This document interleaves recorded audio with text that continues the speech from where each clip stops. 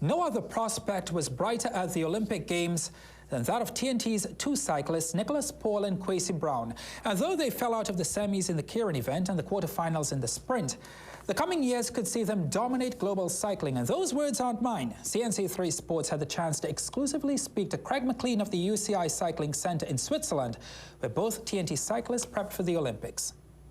Craig Maclean was Team TTO's cycling coach at the Tokyo Olympics. He stood beside Nicholas Paul and Kwesi Browne at the start of every race. But his work, especially with Paul, stretched well before the Olympics. It was at the World Cycling Centre in Switzerland the pair prepared for Paul's Olympic debut, and Maclean was not left disappointed.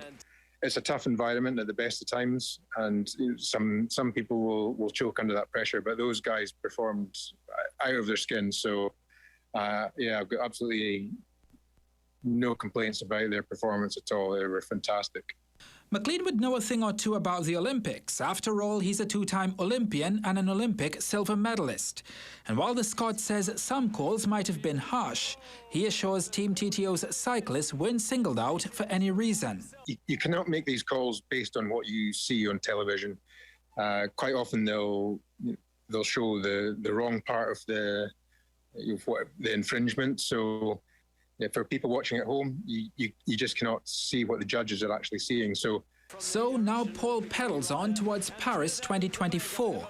And Maclean says big things could be in store for him between now and then. For me, it feels like, he's the ceiling is endless with his ability, and he's in training. He's just he's an animal. He just keeps improving and improving. So yeah, I think by Paris, he's going to be an even bigger force to be reckoned with, if not dominating the sport, which would be great to see.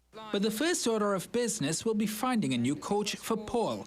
His time is up at the World Cycling Centre in Switzerland.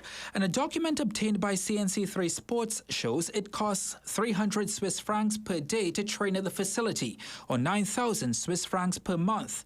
That's over 66,000 TT dollars. For now, it seems Paul and Browne will do a round trip to Japan, coming home before headed back to Tokyo to train.